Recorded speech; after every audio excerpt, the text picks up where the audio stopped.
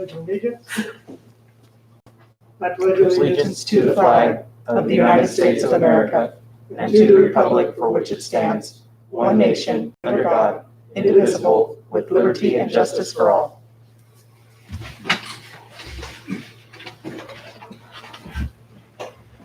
Roll call. Commissioner Clement. Here. Commissioner Day. Here. Commissioner Meade. Here. Commissioner Nix. Here. Commissioner Cohen. Here. And I am here.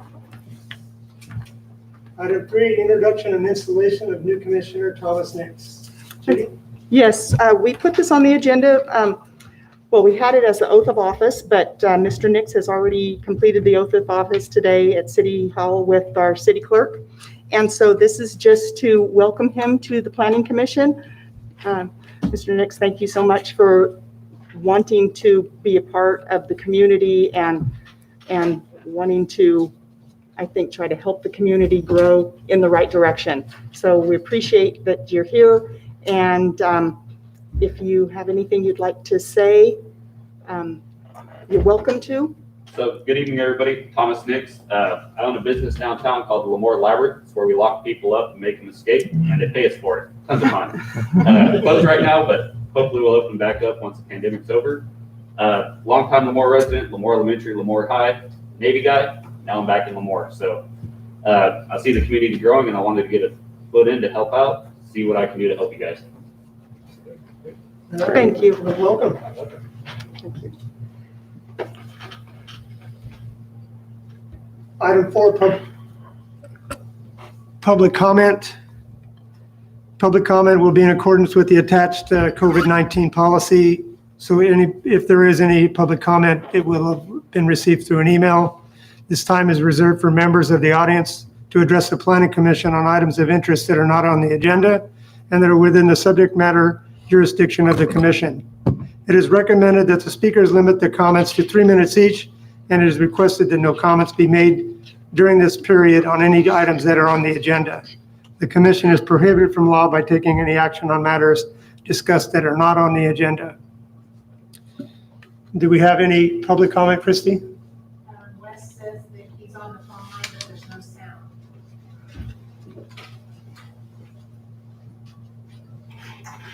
What's the, Hello, are you there?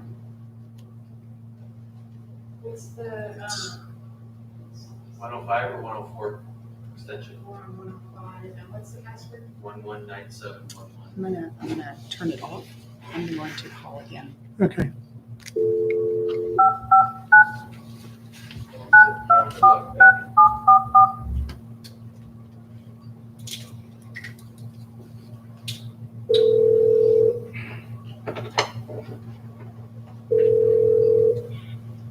Hello, you have.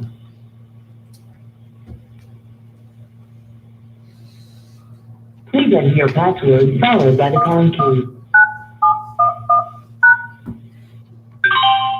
1. Hello? This is showing that there's a microphone. It's green, but it's muted. Hit the mute button. When it turns red. And then it turns red. No, see, now it's mute. Now it's muted. So, So we Now should it's be, we unmuted. should be good. and these aren't anything. Oh. Hello, Wes, are you there?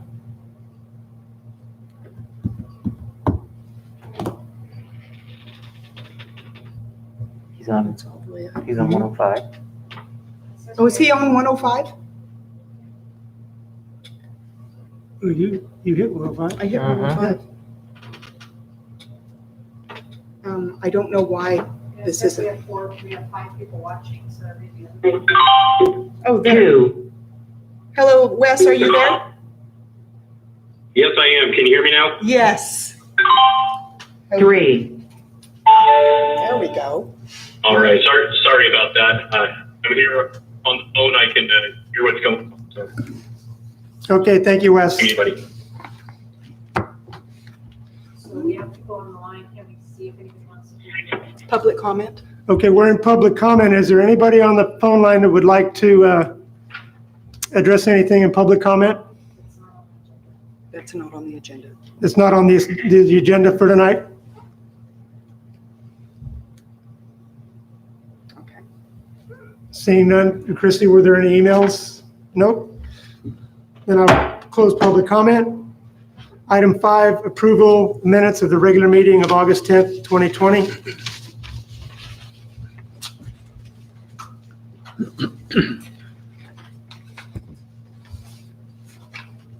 I so move. Second.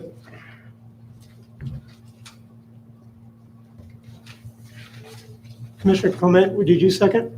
Yes.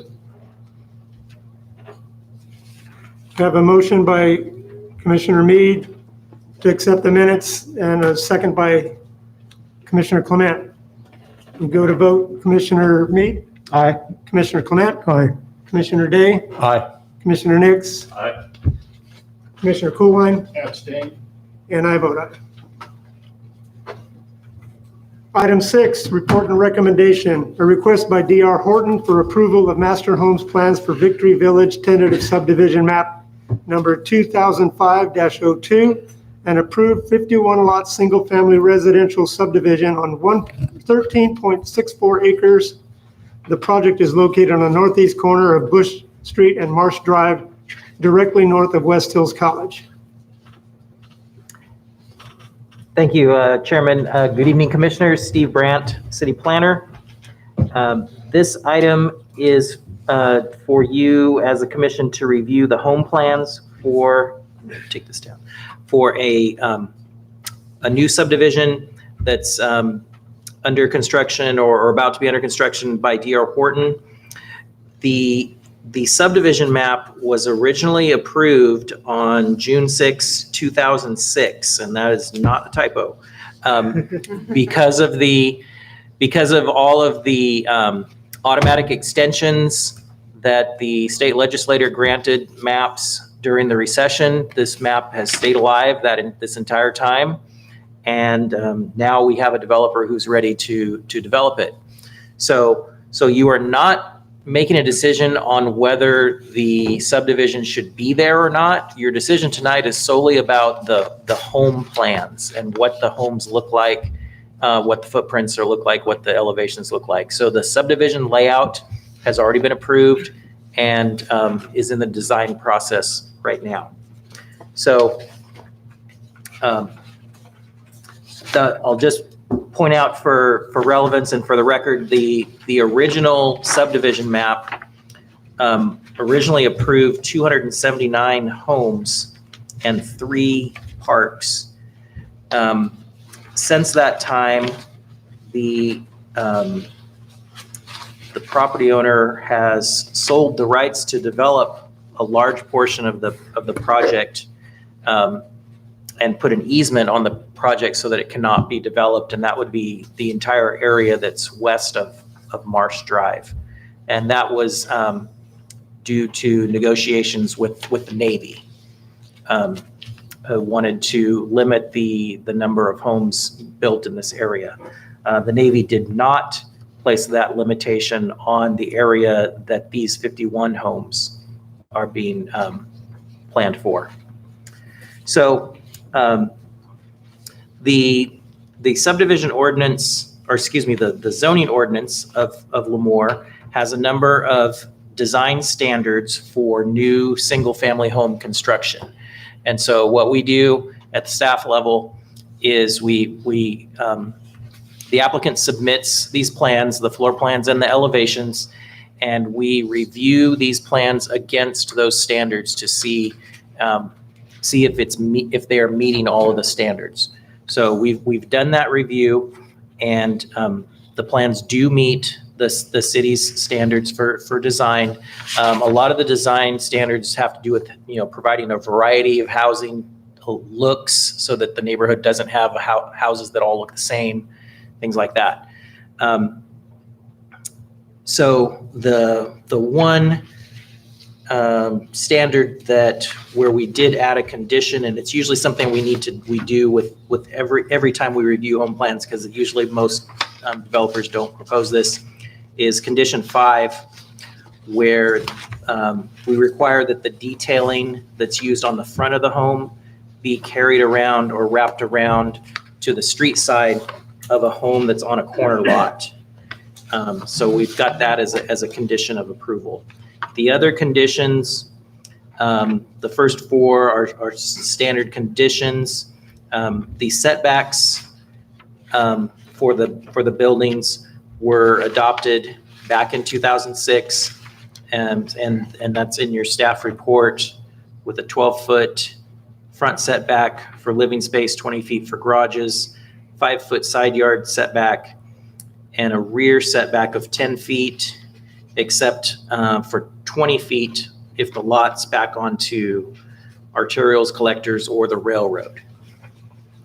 So we also did a lot fit study based on these plans and against those setbacks, and there are a couple of lots where not every home fits on every lot, but there's at least 2 homes that would fit on every lot. So, and we've made that aware to the developer, and they understand that there's a couple homes that won't fit on every lot, but there's still going to be a large amount of variety. Other conditions in there, condition 6 is a requirement of the Naval Air Station overlay zone that we have that requires a construction that would reduce the indoor noise level to 45 decibels CNEL. Condition 7, which requires that they record a noise easement. And what that will do is there will be a document then that pops up every time somebody buys one of these homes, informing them legally that they're near, areas that cause a lot of noise, the Naval Air Station, Leprino, the highway, other things like that. The train, yes. And then condition 8, which is a similar easement, but this one's for an odor easement, and that is because of the farming activities and Leprino. So those 2 easements are for notification for the new owners, the first homeowners, but they will also show up when new buyers buy the homes in the future as a notification tool. So we're recommending approval with those conditions. We believe that the homes meet the city's standards for variety and design, and I'll be happy to answer any questions. Does anybody have any questions for Mr. Brandt before we open the public comment? Mr. Day? Yes, so you said that that easement would be provided anytime that there was a transfer of ownership of a property. Would that also be effective for if, say, someone purchases a property and then they decided they wanted to rent it out, to be able to provide that information for potential renters as well? No, that would not happen. It only happens like, because when how when you buy a home, you get like a whole stack of legal papers. Right, the disclaimers. All the disclaimers, those will be in that stack of disclaimers. Okay.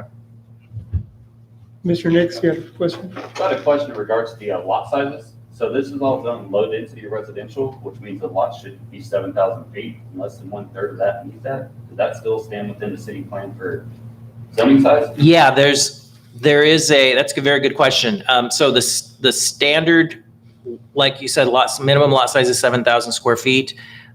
However, developers can apply for a planned unit development, which is also called PUD. And with that, they can propose lots less than the 7,000 square foot size. And in this case, in 2006, they did just that. And so, yeah. So Christy's showing the original map, which is much larger. And so you can see only the part on the very east is what's actually going to be developed. So it'll be the 51 lots and that neighborhood park. So I'm gonna scroll forward to what is being approved, or what has already been approved and what's left. It's the very last page, I believe. Oh.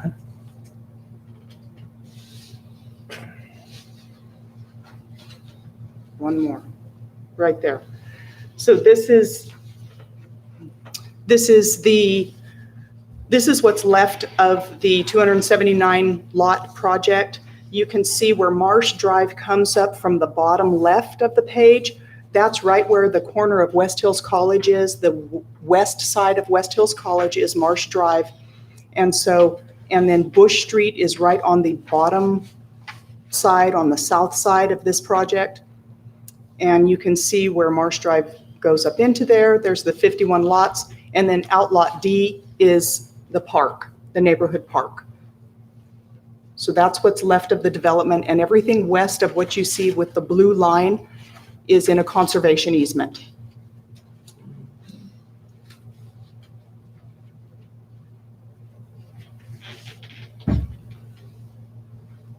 Commissioners, any other questions for Mr. Brandt? The vertical builder is D.R. Thornton, right? Yes, And they have the development over near Heritage Park. yes. I think it's almost complete now. Last time I went through, it's almost Yes. done. This looks rather similar to that in design, with the construction and whatnot. Is that an accurate statement? It's pretty similar? I would say it's fairly similar, maybe not exact, Well, but yeah, it's close. do we have any idea on the pricing that they're looking at this point in I time? do not. No, we don't ask that. Okay.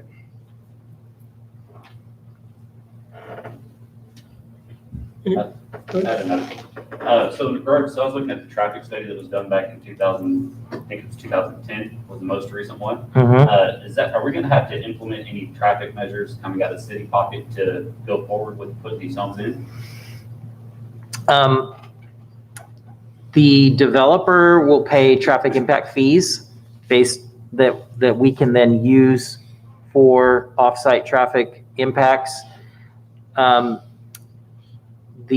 There is another project that was approved, was it last month or 2 months ago?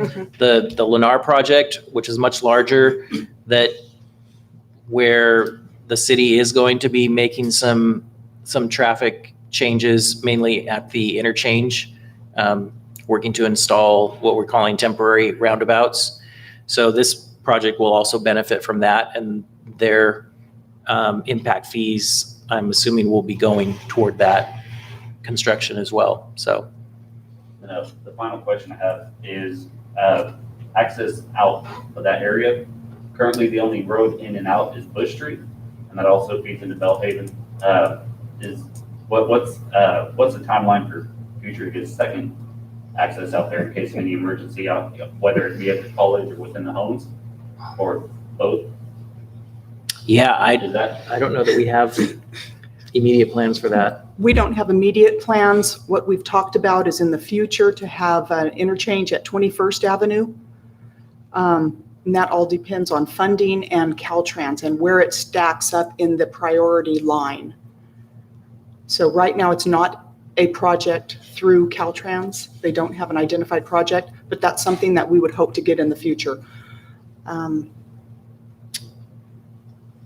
That's about all we have right now. I mean, there's the two, through the Bush and 41, and then coming around through Bellhaven. If there was something to happen right there at that location, they would be able to get around. Otherwise, I don't know, you might be able to go across a field and over a railroad track. I mean, if there truly was an emergency, we might be able to get out there some way. So I got a question since I was involved with this back then. And this is for staff primarily, and I know we've talked about this ad nauseum, but is there any chance at all, even though it might sound antiquated, of a crossing with the railroad tracks underneath and teeing into Half Motor Road? Is that something that could be proposed? I'm just thinking, just brainstorming here to give us another access. I would say that's a great idea, but probably unlikely from a feasibility standpoint. Railroad undercrossings are very expensive, in the multi-million dollars. If, and the only, I guess the easiest way to say it was, if you think about some of the streets in Hanford that probably need them a lot more than we do, and they don't have them yet. So that's a good idea. I would say maybe if we could get a temporary crossing that the railroad would agree to for emergencies, that would be looking really good. But I don't know what plans we have for that yet. The conversation back in the day was what we just talked about, or those of you who are new, the overpass on 198, there was a train that went to Stratford. That's why they built the overpass. But that could be an ingress egress as well. And then that might be something makes in the more future, sense. even if it's emergency access. What we've been told with regard to the railroad and a crossing over the railroad, they want us to give up 3 crossings to get 1 new one.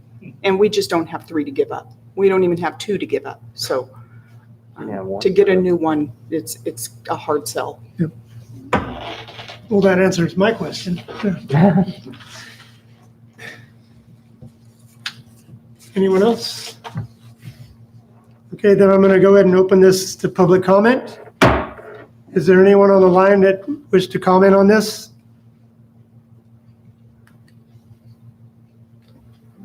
Apparently not. We do have a comment. Okay. Yeah.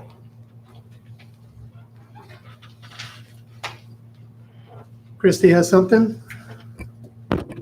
So I did receive an email today at 4:27 from Roman Benitez at Lemoore Naval Air Station.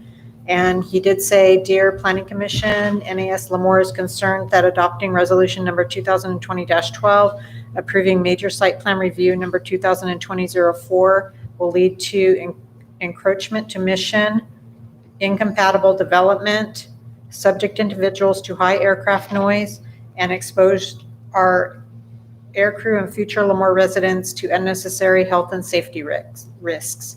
Thank you for your consideration. Very respectfully submitted, Roman V. Benitez, Community Plans and Liaison Officer." And that was the only comment that I've received by email. Well, thank you. Judy, did you have something, or you were just? That was it. Okay. All right. Any discussion? Did you close the public hearing? Oh. Okay, I'm going to close public comment since we're done with that. So commissioners, is there any other discussion? Well, the project has already been approved, okay? So the idea of whether or not houses are going to be constructed, that decision has already been made and agreed to. This is what those houses are going to look like, basically. And it's cosmetic, situational, some traffic kinds of things. It's not if. Right? Now, Bob's been here longer than I have, but I've been through this twice with the Navy, and I think you've been there 3 times, maybe 4. I don't remember. We're past that, I believe. And I think the council has gone along with that. I agree with that. Yeah, definitely. Anybody else? There's no other comment. I'd like to entertain a motion. Move to approve? I have a motion by Commissioner Day to approve. I'll second it. Second, Yes. Commissioner Mead. If there's no other discussion, we will vote. Commissioner Day? Aye. Commissioner Mead? Aye. Commissioner Clement? Aye. Commissioner Nix? Commissioner Colwine? Aye. And I vote aye.